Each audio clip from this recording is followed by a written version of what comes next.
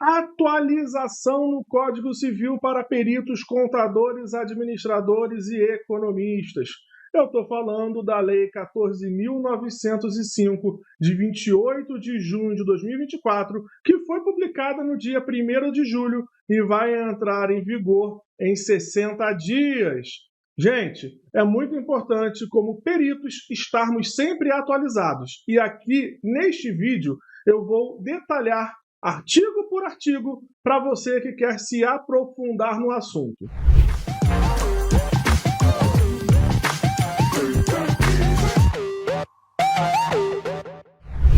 Já tenho outro vídeo gravado onde eu dei a visão geral da nova lei. Fiz um resumo, quais foram os principais pontos.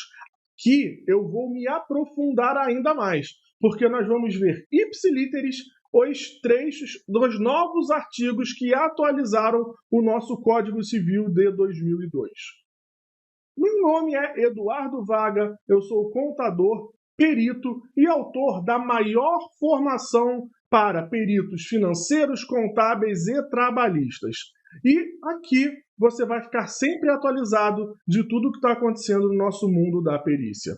Direto ao ponto, vamos compartilhar a tela para que você possa acompanhar comigo ponto a ponto. Bom, Lei 14.905, 28 de junho de 2024, alterou o nosso Código Civil para dispor sobre atualização monetária e juros. Rapidamente, vamos ver aqui o artigo 1º e 2º.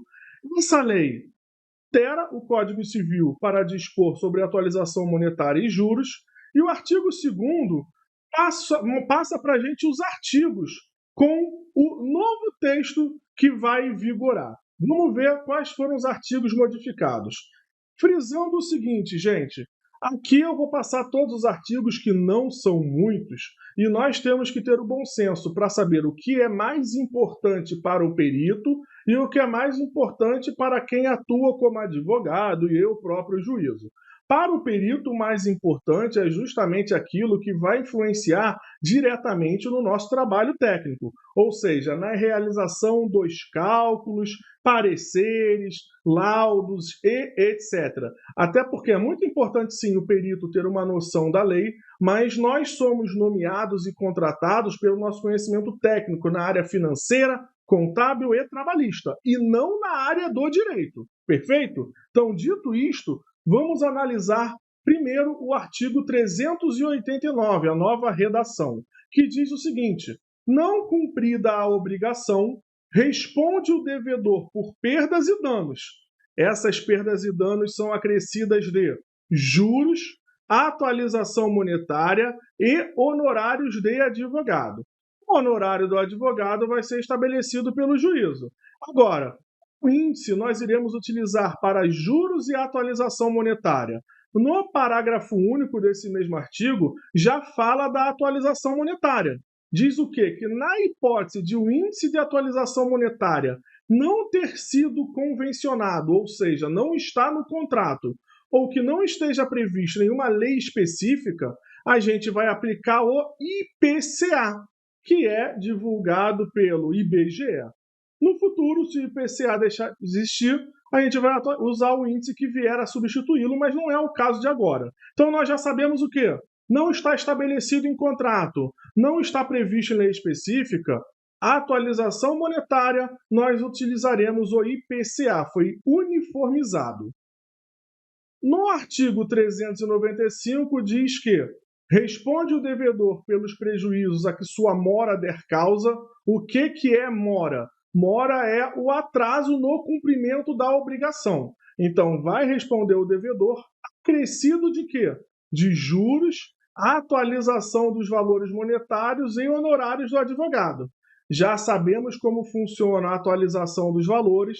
Os juros, a gente vai ver daqui a pouco em um artigo 406. Antes do artigo 406, também modificaram a redação do artigo 404. As perdas e danos nas obrigações de pagamento em dinheiro serão pagas com atualização monetária, juros, custas e honorários de advogado, sem prejuízo da pena convencional. Vou frisar, eu posso estar repetindo, mas é importante para muita gente. Custas e honorários de advogado estabelecido pelo juízo, não pelo perito. O perito só vai fazer o cálculo determinado. A atualização monetária, se não tiver previsto no contrato e se não tiver em lei específica, vai ser o IPCA. E os juros? Agora sim, artigo 406. De novo, quando não for convencionado, ou seja, não estiver no contrato, ou quando forem sem taxa estipulada, ou quando provierem de determinação da lei, os juros serão fixados de acordo com a taxa legal. E o que é a taxa legal? Parágrafo 1º. A taxa legal corresponderá à taxa referencial do Sistema Especial de Liquidação e de Custódia, que você conhece como Selic. E, atenção novamente, da Selic a gente vai deduzir o índice de atualização monetária. Por quê? Porque a Selic ela tem dupla função. Agora, se eu já fiz a correção monetária pelo IPCA e depois vou aplicar a Selic sem deduzir o IPCA, eu vou estar corrigindo monetariamente 2 vezes, o que não pode. Então, a correção monetária IPCA, juros Selic menos o IPCA. Eu tenho que deduzir o índice de correção monetária. E claro que, se der, como diz aí o nosso parágrafo 3º, e claro, se esse cálculo de Selic menos o IPCA der negativo, nós vamos considerar juro zero, tá bom? A metodologia de cálculo da taxa legal, como já é atualmente, ela é definida pelo Conselho Monetário Nacional, divulgada pelo Bacen, o Banco Central. Artigo 418. Na hipótese de inexecução do contrato, se esta se der por parte de quem deu as arras, poderá a outra parte ter o contrato por desfeito, retendo-as. Por parte de quem recebeu as arras, poderá quem as deu haver o contrato por desfeito e exigir a sua devolução mais o equivalente com a atualização monetária, juros e honorários do advogado. O que são arras? E esse artigo aqui cabe muito mais para quem é da área jurídica do que para nós peritos. Então é muito mais para os advogados e juízes do que para nós. Mas, a título de conhecimento, o que é arras? Arras é o sinal. É aquele valor dado a título de sinal para garantir aquele direito. Então, arras é o sinal. Artigo 591.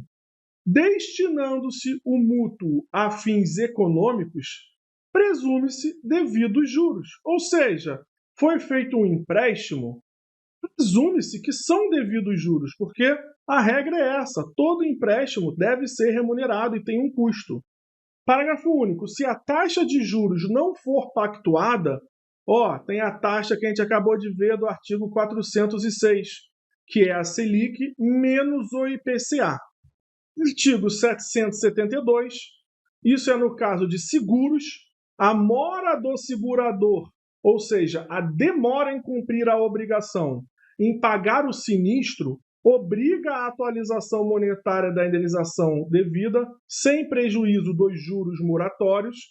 O artigo 1336 já fala de condomínio. O condômino que não pagar a sua contribuição ficará sujeito à correção monetária e aos juros moratórios convencionados, ou, não sendo previstos, aos juros estabelecidos no artigo 406 deste Código, bem como a multa de até 2% sobre o débito, que é a multa demora. Aqui já está sendo fixada um máximo de até 2% sobre o débito, no caso de condomínio. Finalizando a lei número 14.905, ela flexibiliza a lei da usura, que é o decreto número 22626, de 7 de abril de 1933. Então, não se aplica a lei da usura às obrigações contratadas entre pessoas jurídicas, representadas por títulos de crédito ou valores mobiliários e contraídas perante instituições financeiras e demais instituições autorizadas a funcionar pelo Bacen, fundos ou clube de investimentos, sociedade de arrendamento mercantil e empresas simples de crédito e organizações da sociedade civil de interesse público de que trata a Lei 9.790, que se dedica à concessão de crédito. E também, inciso 4, realizadas no mercado financeiro, de capitais ou de valores mobiliários. Lembrando que já existia flexibilização da lei da usura no que tange às entidades do Sistema Financeiro Nacional e agora flexibilizou ainda mais. Por último, artigo 4º. Vai ser criada uma calculadora do cidadão online, ou melhor, calculadora online já existe. Vai ser implementada, vai ser ampliada, porque o Bacen vai disponibilizar uma aplicação interativa de acesso público que permita simular o uso da taxa de juros legal estabelecida no artigo 406, e esta lei entra em vigor na data de sua publicação e produzirá efeitos.